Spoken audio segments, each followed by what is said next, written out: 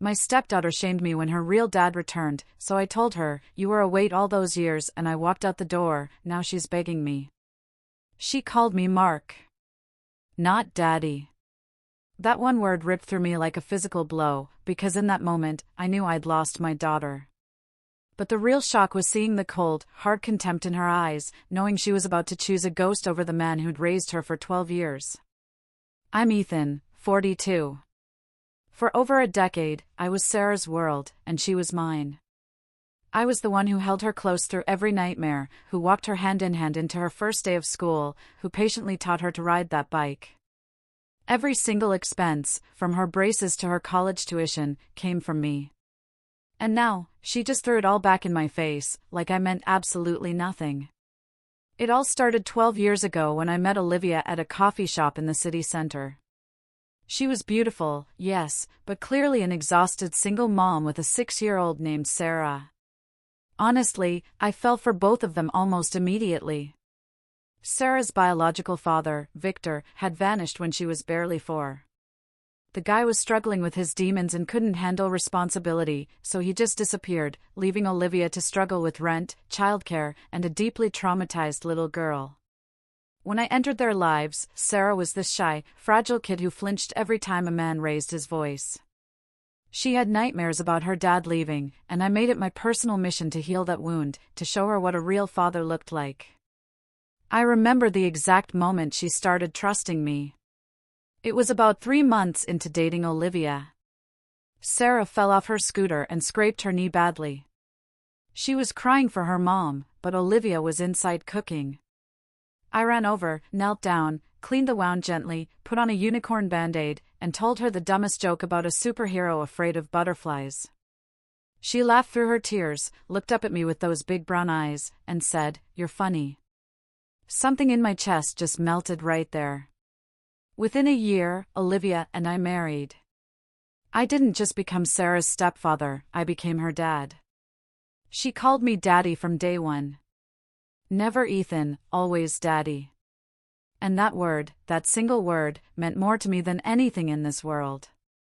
I took that role seriously, maybe too seriously, because I wanted to give her everything her biological father never did. Every morning for 12 years, I woke up early to make her breakfast. Her favorite was chocolate chip pancakes shaped like Mickey Mouse. I drove her to ballet classes every Tuesday and Thursday, even though the studio was 40 minutes away and I had to leave work early. I sat through every recital, even when she was just tree number 3 in the background. I helped her with homework every night, even though algebra made my brain ache. I taught her to drive and nearly had 3 heart attacks when she almost hit a mailbox. I scared off her first boyfriend when she was 15 because that punk didn't respect her. I paid for her braces, her class trips to Boston, Massachusetts, her prom dress that cost more than my first car, and eventually her college tuition. Because she was my daughter, and that's what fathers do. We had our traditions that I thought were sacred. Sunday morning pancakes where she'd try to flip them herself and make a huge mess. Friday movie nights where she'd fall asleep on my shoulder halfway through. Summer road trips where we'd sing terribly to 80s music and laugh until our stomachs hurt. And every Father's Day, without fail, she'd make me breakfast in bed. It was usually burnt toast and watery scrambled eggs, but I ate every single bite like it was a Michelin star meal because it came from her heart. She was my daughter in every way that truly mattered. Biology be damned. DNA doesn't make you a father. Showing up does. And I showed up every single day for 12 years. I honestly thought Sarah felt the same way about me. She'd tell her friends I was her dad. She'd hug me randomly and say, "I love you, Daddy."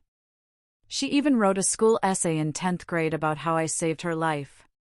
I kept that essay in my wallet because it reminded me why I did everything I did. Fast forward to this year. Sarah just turned 18. She graduated high school with honors, got accepted to a prestigious college with a partial scholarship, and I covered the remaining $30,000 per year, because that's what fathers do for their children. Everything seemed perfect. Our relationship was stronger than ever, or so I thought, until her graduation day when my entire world shattered into a million pieces. The ceremony was beautiful. Sarah looked absolutely stunning in her cap and gown, her hair all done up.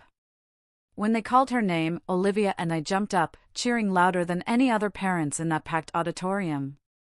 After, we were outside taking family photos.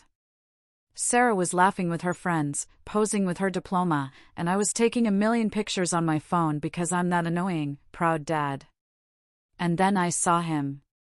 Standing by the parking lot. Victor. Sarah's biological father, gone for 12 years. He looked completely different from the mess Olivia had described. Clean-cut, nice clothes. He'd clearly gained healthy weight, and he was staring at Sarah with this smile that made my stomach drop. Olivia saw him the same moment I did. She grabbed my arm hard enough to bruise and whispered his name like she'd seen a ghost.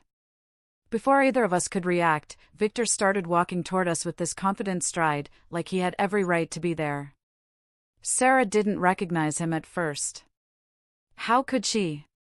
She was only 4 when he left. But when Olivia said Victor out loud, I watched my daughter's face cycle through confusion, shock, realization, and something terrifyingly like hope. Victor walked right up, completely ignored Olivia and me, looked directly at Sarah, and said, "Hey, princess, I know it's been a long time, but I've been getting my life together, and I couldn't miss my daughter's graduation." I wanted to punch him right there. I wanted to scream that he had no right to call her his daughter, but Olivia's hand on my chest stopped me. Olivia actually said, "Maybe you two should talk. He is her biological father, after all." Those words felt like a knife twisting in my gut. Because in 12 years, Olivia had never once referred to Victor as Sarah's father. That title had always been mine. I'd earned it. I watched helplessly as Sarah and Victor walked away together toward the parking lot, his hand on her shoulder like he had any right to touch her. Something inside my chest cracked so loudly, I swear Olivia must have heard it. She tried to reassure me right there. She said, "Ethan, relax. It's just one conversation. Sarah knows who raised her. This doesn't change anything between you two." But I could see it in Sarah's eyes when she glanced back at me. There was curiosity there, excitement even, and I knew right then that everything was about to change. They talked for over an hour while Olivia and I sat in the car in the most painful silence of my life. I kept checking my watch every 2 minutes, wondering what lies Victor was feeding her, what promises he was making that he'd never keep. And Olivia just kept saying it would be fine, but her voice was shaking. I could see them through the windshield. Victor was animated, gesturing wildly, probably telling her some sob story about how he'd been sick or lost or whatever excuse deadbeat dads use. And Sarah was just nodding, listening to every word like it was gospel. At one point, I saw her wipe her eyes, and my heart broke because she was crying. This man who abandoned her was making her cry, and I wanted to run over there and protect her like I'd done for 12 years. But Olivia held me back. When Sarah finally came back to the car, she wasn't the same girl who'd walked away. There was something different in her eyes, something distant and cold that I'd never seen before. She slid into the back seat without a word, put her earbuds in immediately, and when I turned around to ask if she was okay, she just stared at her phone and said, "I'm fine," in a tone that clearly meant, "Leave me alone." The drive home was absolute torture. I kept trying to catch her eye in the rearview mirror, trying to connect with my daughter, but she was completely checked out, texting someone furiously, probably him, and ignoring both Olivia and me completely. When we finally got home, I'd spent 3 hours that morning preparing her favorite celebration dinner, homemade lasagna, garlic bread, Caesar salad, and a chocolate cake that said, "Congratulations, Sarah. We're so proud of you," in purple frosting, because purple was her favorite color. She walked past the dining room without even glancing at the table, went straight upstairs to her room, and slammed the door so hard a picture frame fell off the hallway wall. Olivia followed her immediately, leaving me alone, standing in front of a table set for 3 with food that was getting cold and a cake nobody would eat. I sat down in my chair and just stared at Sarah's empty seat for what felt like hours. All the silverware perfectly placed, her favorite purple napkin folded exactly how she liked it. And I had this sinking feeling that the family I'd built was crumbling right in front of me. Around midnight, I was still sitting at that table. I put all the food away, but I couldn't bring myself to go upstairs. That's when I heard Sarah's door open. For a second, I thought maybe she was coming down to apologize, to talk to me, to be my daughter again. But instead, I heard her voice on the phone laughing. Actually laughing, like nothing was wrong. I crept to the bottom of the stairs and heard her say, "Yeah, I can't believe I finally met you. I have so many questions. Can we meet again tomorrow?" My blood ran cold, because I knew exactly who she was talking to. She continued, "I know, right? It's crazy that you're back. Mom said you were sick, but you look great now."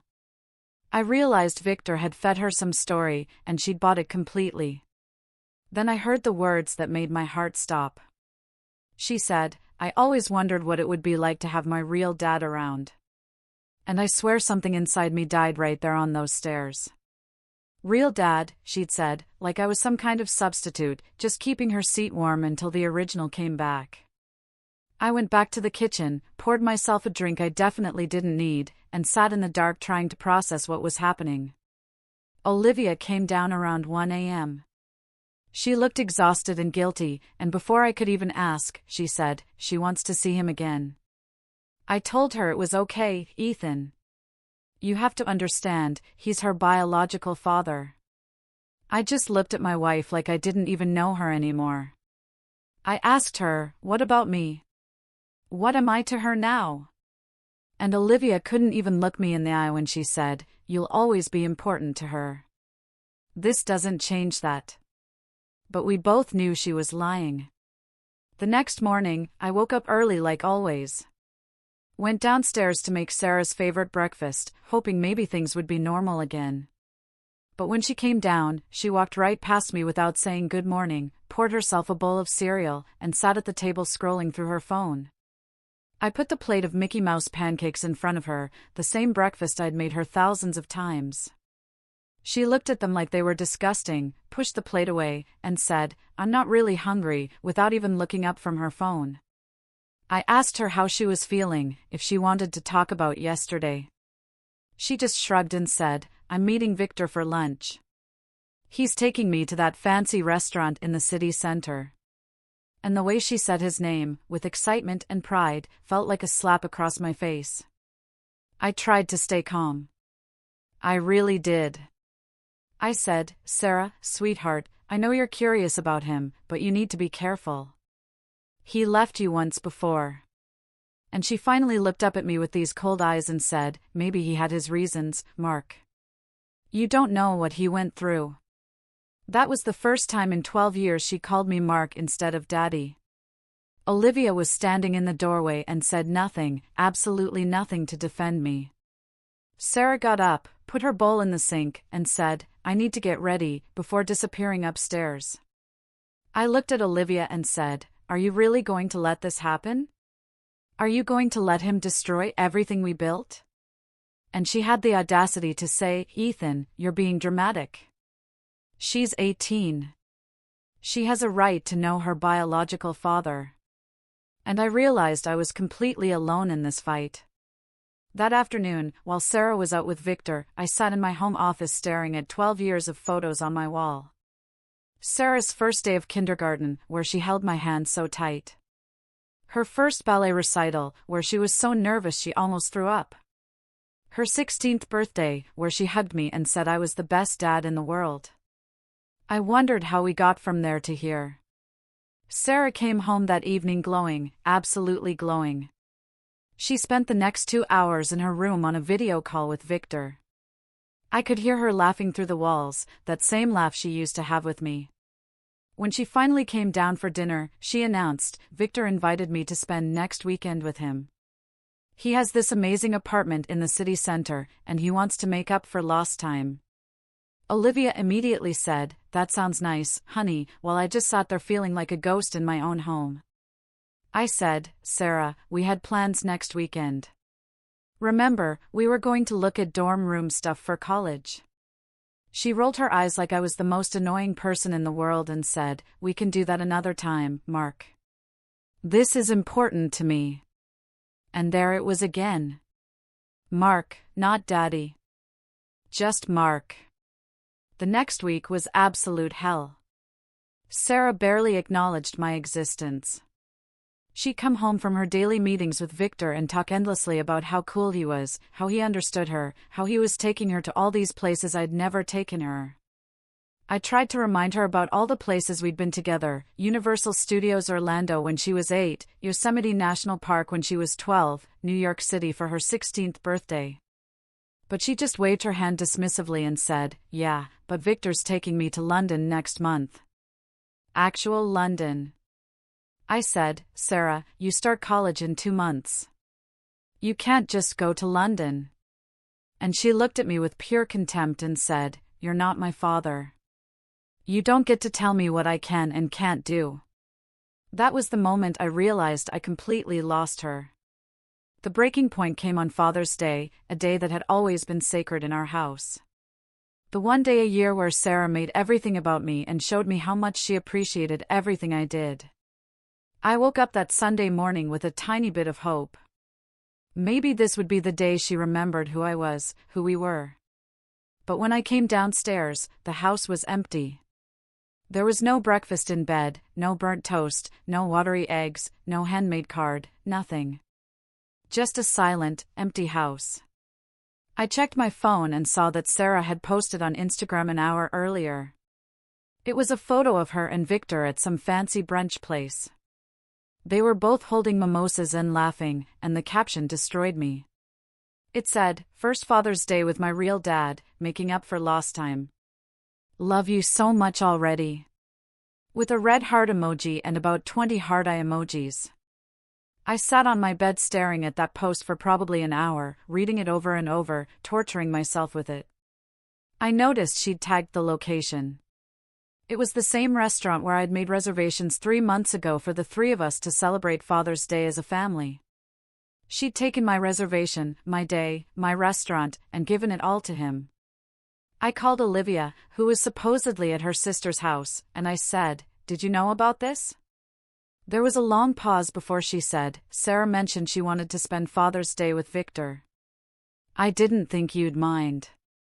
And I absolutely lost it. I said, "You didn't think I'd mind? Are you insane? I've been her father for 12 years. And Olivia got defensive and said, "Biologically, he's her father, Ethan. You need to accept that." I hung up on her because I couldn't listen to another word. Sarah came home that evening around 9 p.m. She was laughing on her phone with Victor and walked right past me sitting in the living room like I was invisible. I said, "Sarah," firmly. And she actually looked annoyed that I'd interrupted her call. She said, "Hold on," to Victor and looked at me with such irritation and said, "What?"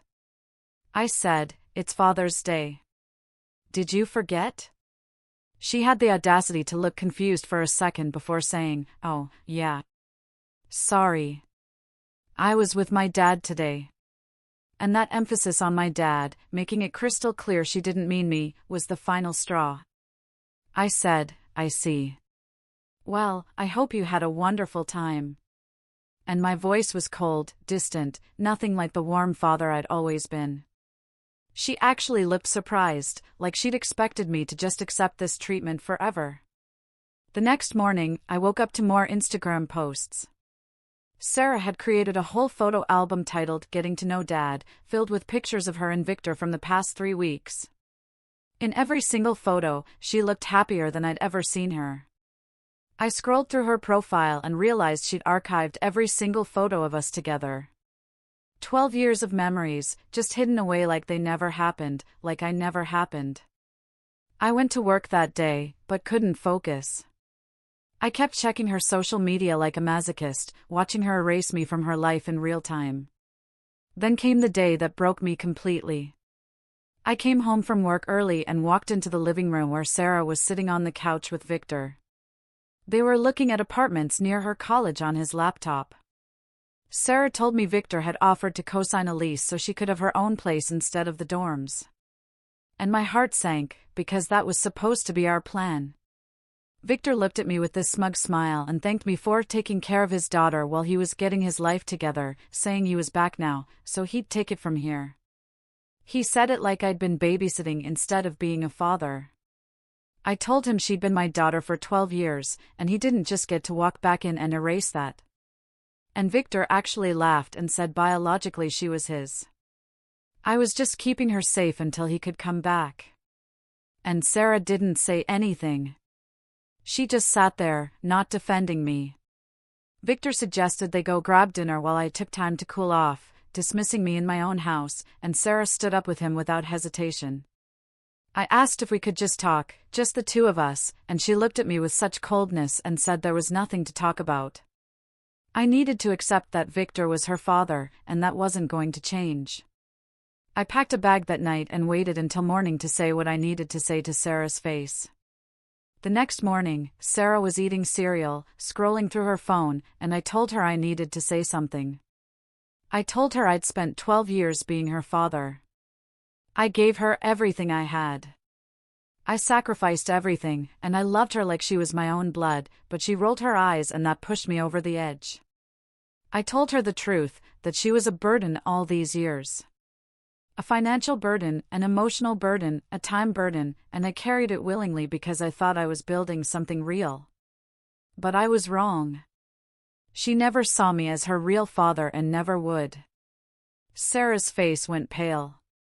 Olivia came running downstairs shouting, but I kept going and told Sarah I was done trying to be her father, done competing with a fantasy, done being treated like nothing. I picked up my bag and told her to enjoy her real dad. I hope he's everything she dreamed of, because she just lost the one person who actually showed up for her. Sarah started crying and called me daddy and asked me to wait, but I knew it was manipulation. I told Olivia I'd be in touch about the divorce and walked out while Sarah stood at the door crying and screaming for me to come back, but I didn't look back. I drove to a hotel, checked in indefinitely, and immediately blocked both Olivia and Sarah on everything, their phone numbers, social media, email. I cut off every possible way they could reach me because I needed complete separation. 3 weeks passed in a blur. I was going through the motions at work, meeting with a divorce lawyer, trying to figure out my life without them. Then my friend Noah, who's a police detective, called and told me they'd been investigating Victor. And what he told me made my blood run cold. Victor's investment company was a complete scam, a Ponzi scheme with warrants out in 3 different states. He'd specifically targeted Sarah because she was young, naive, and easy to manipulate. Noah explained that Victor had convinced Sarah to take out a personal loan in her name, told her it was a smart investment opportunity that would make her financially independent. The moment the money hit the account, Victor cleaned it out and disappeared without a trace. Noah said Sarah had filed a police report 3 days ago. She was drowning in debt with her credit completely destroyed before her adult life had even really started, and Victor was nowhere to be found. Probably running the same con on another desperate family in another state. 2 hours later, Noah called again and said Olivia had been desperately trying to reach me through him because I'd blocked them both. She'd asked him to tell me that Sarah had been completely devastated for weeks, hadn't eaten or slept properly, cried for hours every day, and kept saying she'd destroyed the only person who ever truly loved her. Noah said Olivia was begging me to come home, that Sarah needed me, but I told him I needed time to think. That night, I received a text from an unknown number. When I opened it, I realized Sarah had texted me from her friend's phone. It was a long message saying she knew she had no right to contact me, but she needed me to know she was the worst person in the world, that she'd thrown away 12 years of unconditional love for a fantasy, that everything I'd warned her about Victor came true, and she understood if I hated her forever. She said I was her real father, the only father that ever mattered, and she'd realized it too late. I stared at that message for hours, torn between wanting to help her and remembering that cold smile when she said real father.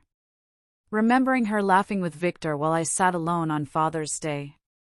I texted back to that same number and told her I'd meet her for coffee, not as her father, but as someone who used to care about her. When I saw her at that coffee shop, she looked like she'd aged 5 years, eyes red and swollen, and she started sobbing when she saw me. We talked for 3 hours. She told me everything. How Victor had love-bombed her with attention and gifts. How he'd made her question everything about our relationship, told her I was only nice to her because I wanted something from Olivia and that blood family was the only family that mattered. She showed me the debt notices, the destroyed credit report, told me she dropped out of college because she couldn't afford it anymore and was working 2 jobs trying to pay off the loan Victor had convinced her to take. I looked at this broken girl who used to be my daughter, and I made a decision that surprised me. I told her I'd help her with the debt one last time. Not because she deserved it, but because I wasn't going to let Victor destroy her future. But I also told her I wasn't coming back. Not as her father, not as Olivia's husband, because some words can't be taken back and some damage can't be undone. I helped her set up a payment plan, co-signed for a small apartment so she wouldn't be homeless, gave her money to get back on her feet, but made it clear this was closure, not reconciliation. 2 months have passed since that meeting. I've moved to a new city for a fresh start. The divorce from Olivia is almost finalized, and I'm slowly rebuilding my life without the family I thought I had. Sarah texts me occasionally from different numbers with updates about her life. She got into community college and is working hard to rebuild her credit, and she always ends her messages with variations of "I'm sorry" and "I love you, Dad." But I rarely respond because I'm still healing from everything that happened. Sometimes I wonder if I made the right choice, if I should have forgiven her completely and gone back to being her father. But then I remember that Father's Day post, that cold look in her eyes when she called me Mark. And I know that our relationship died that day, not because of what I said, but because of what she chose.